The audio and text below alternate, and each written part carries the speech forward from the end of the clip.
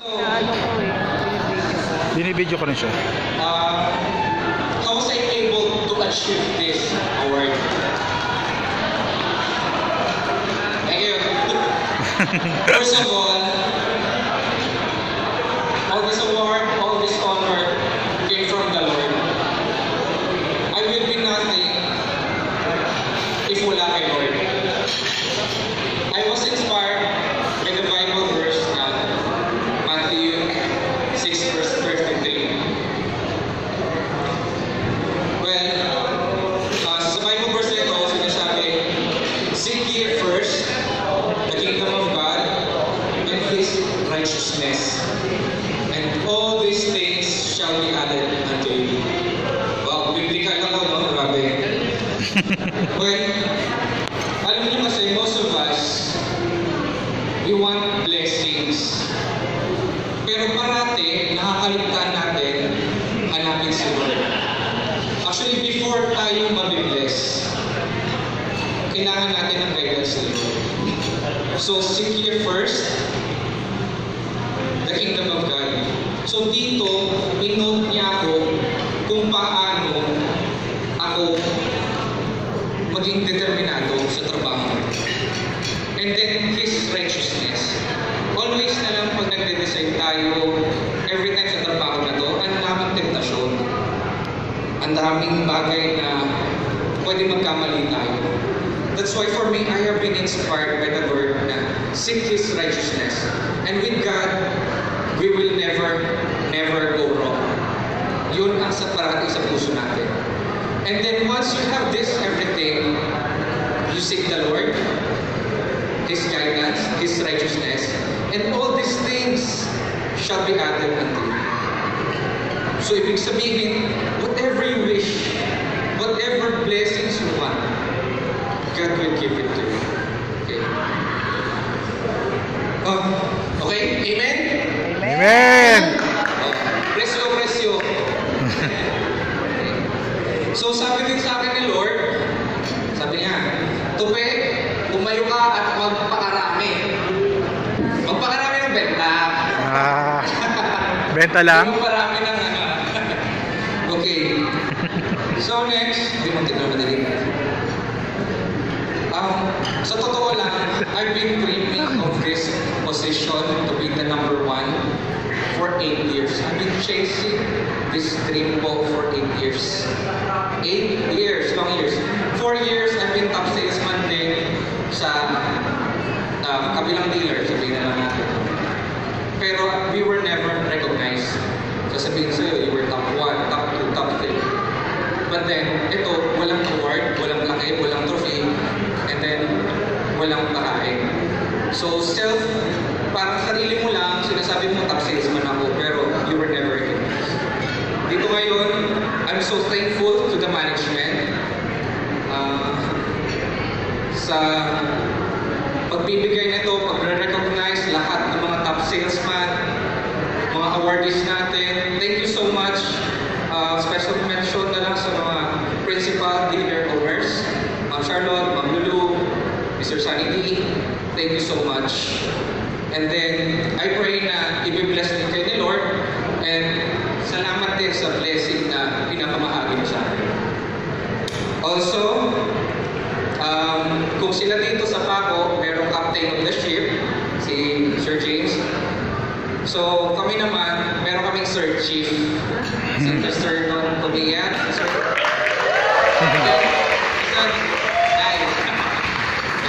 Sensya na kayo, enjoy ko yung speech kasi ngayon lang ito nagkakaroon ng ganito eh. Isa lang ako masasalita. And also, I'm so thankful about kay Sir, ano din pala, Sir Gary. Alam ko, nandiyan ba si Sir Gary? Okay. Special mention, Sir. Alam ko, Sir, dapat nasa hospital talaga. Sorry. But then, nandito siya, nagtateng talaga masipag. There truly are inspiration. Sir, no, sa din. I mentioned ko na lang doon. Also, yung Team Hong Kong. Mention ko yung mga Team Hong Kong, and then marketing heads, mga men. Kayong lahat, you know what guys? Pag mapasama ka sa mga top salesman, pag sila yung group of friends mo,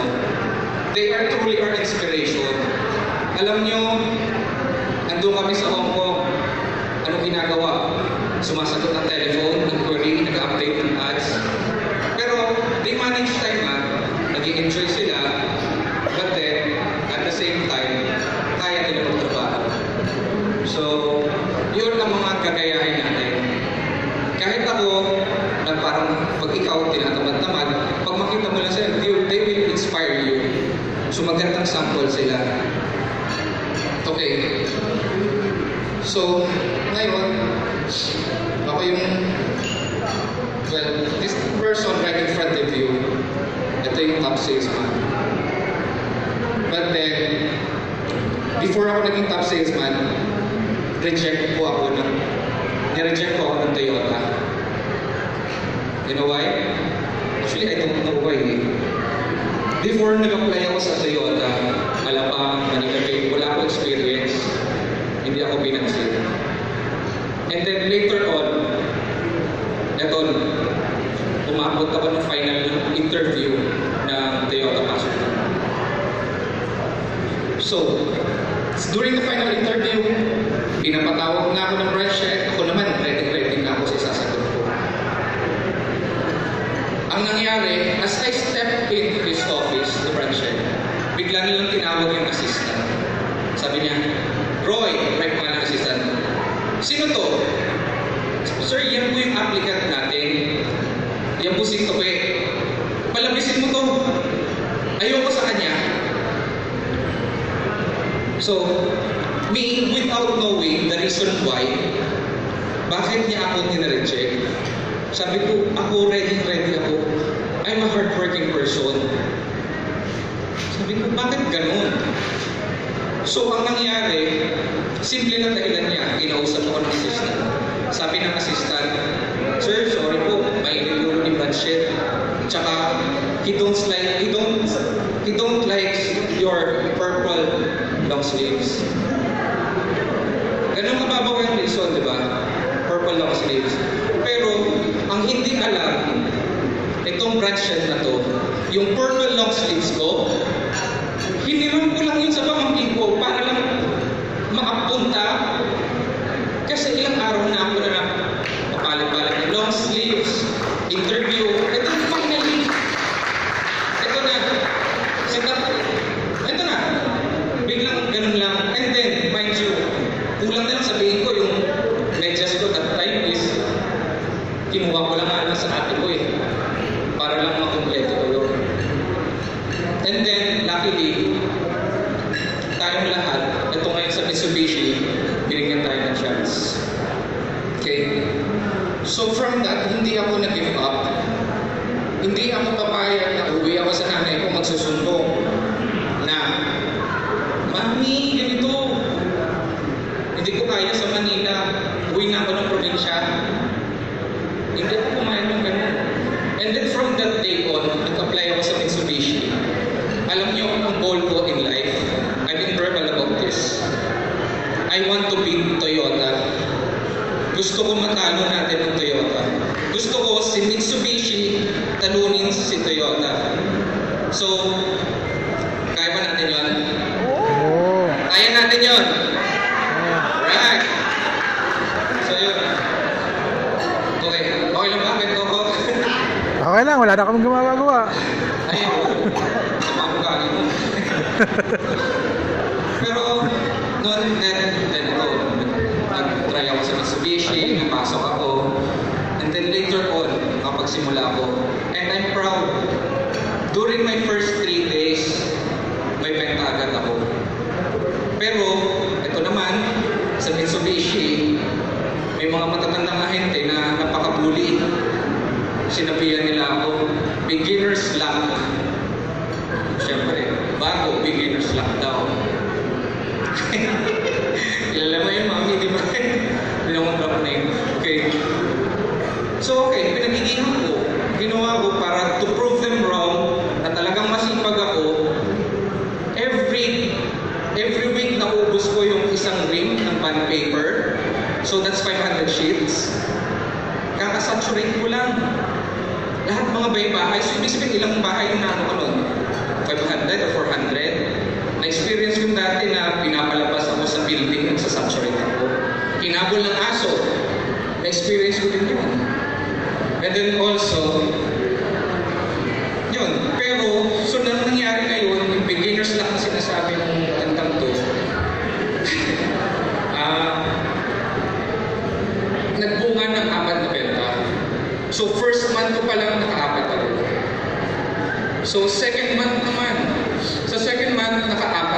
ulit. So, tingnan natin, maswerte, pero masipag. Ito naman si matanda ulit, sinabi, Second month pa tsamba. lang. Ilan taon na siya? Pinisyon niya na 8 naman yung years? sipag ko. Sabi niya, tsamba na naman daw. So, ginawa ko, I pray to the Lord, na sabi ko, sana Lord, matanda naman siya, pwede ba siyang kunin? Hindi, joke lang. Well, to be honest, I pray for the Lord strength. So, yun. Kaya sa mga bago, especially, kahit ako nabubuli ako ng bago ngayon no? So sa mga bago, I really encourage you na to be strong. Ayahan nyo, ibuli kayo. Prove mo na masipag ka, magaling ka. Huwag kayong susuko. Yun lang. Tapos, so ito, si top salesman. Top salesman ako ngayon, so I assess myself to give you advice, especially sa mga inexperienced. So I came up with 5 principles of the pen. So 1, describe your goal. Una sa lahat kasi, you could never be someone you never dreamed of.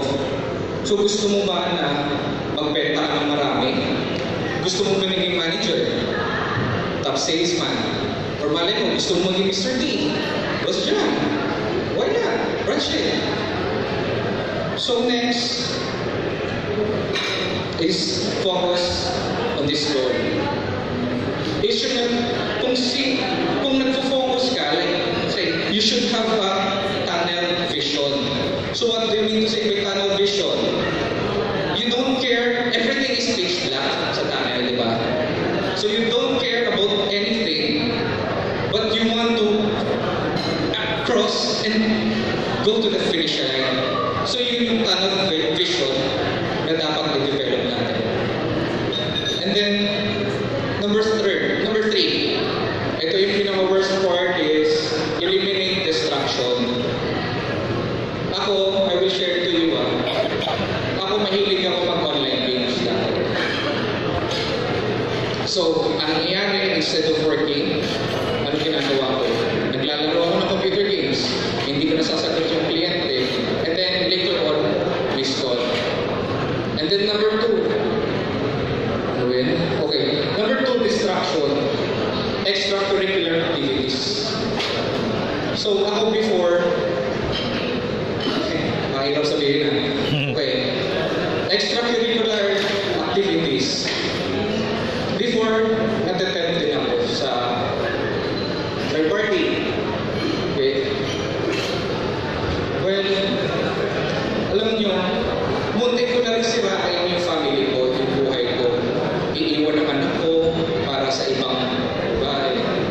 But then, God is good at hinatak niya ako pabalik sa kanya. Muntik ko na sabihan yung anak ko dati, nagpapaalam ako sa anak ko. Sabi ko, kiss siya. Iiwan ko na kayo para sa, alam mo na. But then God is good at hindi natuloy yung mangyayari.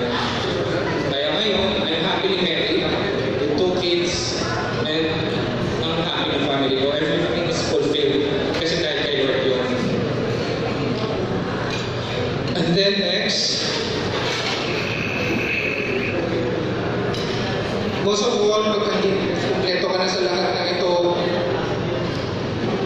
never give up.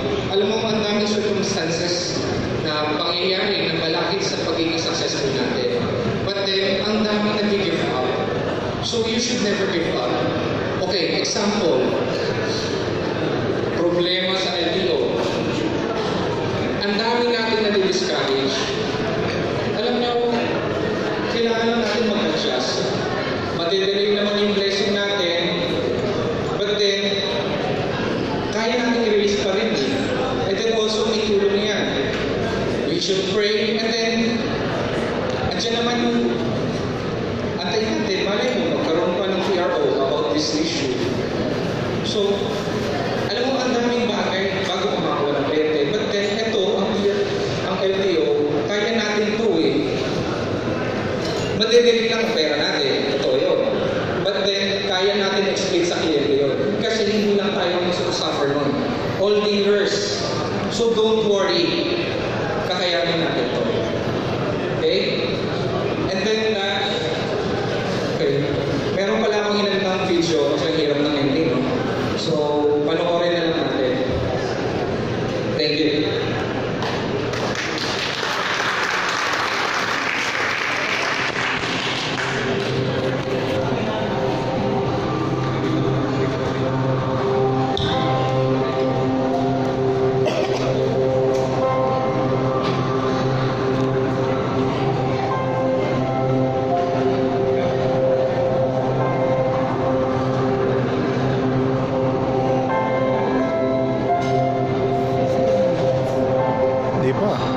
Gumagana pa to eh.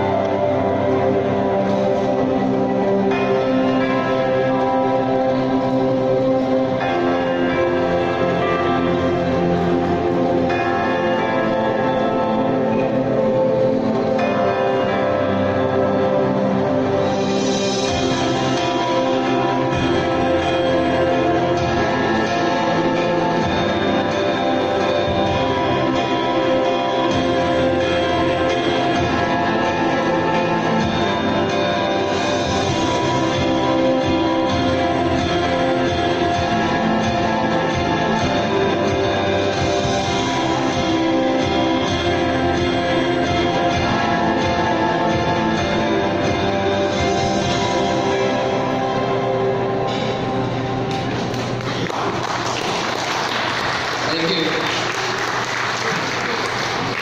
Thank you.